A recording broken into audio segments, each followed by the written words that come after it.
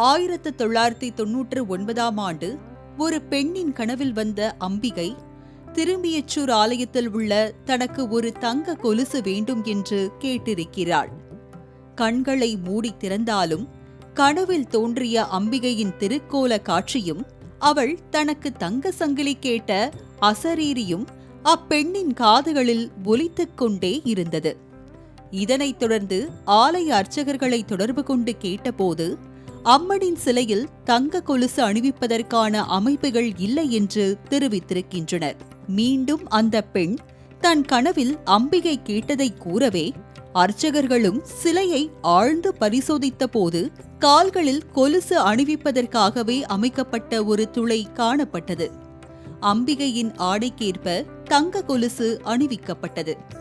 கலியுகத்தில் கனவில் தோன்றி கால் கொலுசு கேட்ட அம்பிகை காட்சியளிக்கும் ஸ்தலம்தான் திருவாரூர் மாவட்டம் திருமியச்சூரில் உள்ள லலிதாம்பிகை சமேத மேகநாதர் கோயில். இங்கே சர்வாலங்கார அம்பிகையாக கைகளில் வளையல்களும் அமர்ந்த நிலையில் கால்களில் கொலுசுகளும் இடுப்பில் ஒட்டியானமும் கழுத்தில் சகல விதமான ஆபரணங்களும் அணிந்து அற்புதமாக காட்சியளிக்கின்றாள் திருமியச்சூர் அன்னை ஸ்ரீ லலிதாம்பிகை. கோயிலில் எழுந்தருளியுள்ள சிவபெருமான் சுயம்பலிங்க உருவில் காட்சி தருவதோடு இறைவன் வீற்றிருக்கும் கர்ப்ப கிரகத்தை சுற்றி அமைந்துள்ள மண்டபங்களும் துவார பாலகர்களாக செதுக்கப்பட்டுள்ள கணபதி சிலைகளும் கல் தூண்களும் சோழர் கால சிற்பக்கலை அழகுக்கு எடுத்துக்காட்டாக உள்ளன. இத்திருக்கோயிலின் பிரகாரத்தை சுற்றி வரும்போது ஓர் இடத்தில் நின்று கவனித்தால் இந்த கோயில் அமைக்கப்பட்டுள்ள 5 கோபுரங்களின் தரிசனம் கண்களுக்கு விருந்து படைக்கின்றன. ஒருமுறை சிவபெருமான் சாபத்தால் மேனி கருகி போன சூரியன் சாப விமோசனம் பெற திருமியச்சூரில் 7 மாத காலம் கடுந்தவம் புரிந்தும் மேனி நிறம் மாறாததால் வாய்விட்டு அலறி இறைவனை அழைத்தபோது தவத்தில் பொறுமையின்றி இருந்த சூரியனை பார்வதி சபிக்க முயன்றார். அப்போது இறைவன் அம்பிகையை சாந்தப்படுத்திய போது அன்னையின் வாயிலிருந்து வெளிப்பட்ட வாழ்த்துரைகளான 1000 திருநாமங்கள்தான் லலிதா சஹஸ்ரநாமம் என்ற பெயர் பெற்றதாக கூறப்படுகிறது. இந்த காட்சிகள் சிற்பங்களாக வடிக்கப்பட்டுள்ளது.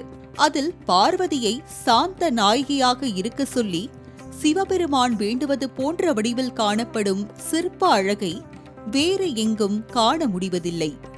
அம்மனின் சிற்பத்தை ஒரு பக்கத்தில் இருந்து பார்த்தால் அம்பாள் கோபமுடன் இருப்பதைப் போல தோன்றுவதோடு மறுபக்கம் சென்று பார்த்தால் அம்பாள் சாந்த சுரூபியாக நாணத்துடன் காணப்படுவாள்.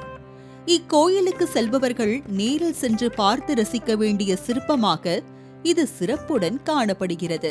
இத்தலத்தில் ஒவ்வொரு வருஷமும் சித்திரை மாதம் 21 முதல் 27ஆம் தேதி வரை அக்னி நட்சத்திரம் ஆரம்பமாகும் முதல் 7 நாட்களில் அதிகாலையில் சூரியனின் ஒளிக்கதிர்கள் மேகநாத சுவாமியின் திருமேனியில் படுவதும் அப்போது 30 முக்கோடி தேவர்களும் அந்த சிறப்பு சூரிய பூஜையில் கலந்து கொள்வதாக தல புராணம் சொல்கிறது. கோயிலின் உள் பிரகாரத்தை விட்டு வெளியே வந்தால் வெளிப்பிரகாரத்தில் தெற்கு நோக்கி அமர்ந்திருக்கும் லலிதாம்பிகை சன்னதியை காணலாம். இங்கு ஆண்டுதோறும் வைகாசி பௌர்ணமி, நவராத்திரியின் கடைசி நாளான விஜயதசமி மற்றும் தை அமாவாசை நாட்களில் நெய்க்குள தரிசன உற்சவம் நடத்தப்படுகிறது. இந்த நாட்களில் லலிதாம்பிகை சன்னதி முன்பாக 15 அடி நீளம் 4 அடி அகலத்திற்கு வாழை இலைகளை பரப்பி சுற்றிலும் தென்னை மட்டை வைத்து தடுப்பு அமைக்கிறார்கள். அதில் வைக்கப்படும் சர்க்கரை பொங்கலின் நடுவே பள்ளம் அமைத்து அதில் அதிக அளவில் நெய் பரப்பி குளம் போல் ஆக்குகிறார்கள்.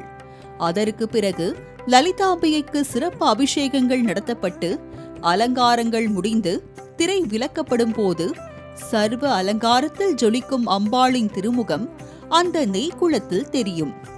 இதையே நெய்க்குள தரிசனம் என்கிறார்கள். இந்த நெய்க்குளத்தில் அம்பாளின் முகத்தைக் கண்டு தரிசிப்பவர்களுக்கு மறுபிறவி என்பதே கிடையாது என்பது ஐதீகம். திருமியச்சூர் தலத்துக்கு நாம் எதை வேண்டி ஸ்ரீ லலிதா பரமேஸ்வரியை வழிபட வந்துள்ளோமோ அதனை அங்கிருக்கும் ஸ்ரீ துர்கையிடம் வேண்டும் போது ஸ்ரீ துர்கை தன் கையில் உள்ள கிளியை நமக்காக தூது செல்ல அனுப்பி வைக்கிறாள். ஸ்ரீ லலிதா பரமேஸ்வரி சன்னதி எதிரிலுள்ள கொடிமரத்தில் அந்த கிளி அமர்ந்து நமது கோரிக்கைகளை அம்பாளிடம் சமர்ப்பிக்கிறதாம். பக்தர்கள் நீண்ட ஆயுளுக்காக ஆயுஷ் ஹோமம் செய்வதோடு இங்கு தாமரை இலையில் பிரண்டை அரிசியை நெய்வேத்தியம் செய்து உண்பதால் நோய் நீங்கும் என்பது நம்பிக்கையாக இருந்து வருகிறது. திருமணத்தில் தடைகளை எதிர்கொள்ளும் பக்தர்கள் திருமணத்திற்காக இங்கு மாலை அணிவித்து வழிபடுகின்றனர். குழந்தை பேறு இல்லாத தம்பதிகள் சந்ததிக்காக இக்கோயிலில் வழிபட்டு லலிதாம்பிகைக்கு கொலுசு சாத்துகிறார்கள். அருள்மிக்க இந்த ஆலயத்திற்கு வாழ்வில் ஒருமுறையாவது சென்று நெய்க்குள தரிசனம் காண்போம்.